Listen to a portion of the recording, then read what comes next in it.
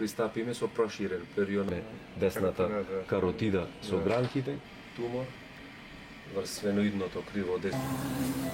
Имавме 60 годишна пациентка со диагностициран тумор на мозокот, локализиран во десниот темпорален резен, прилепен врз черепната бараза и врз свеноидалниот гребен во непосредна близина на десната внатрешна каротидна артерија и незините гранки.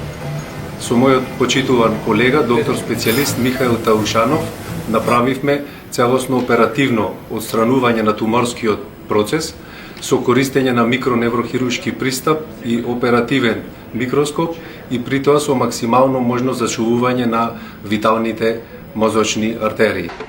Постоперативен магнет, пациентката во добра општа состојба, клинички има подобрување односно на симптомите, се гледа дека туморот е отстранет.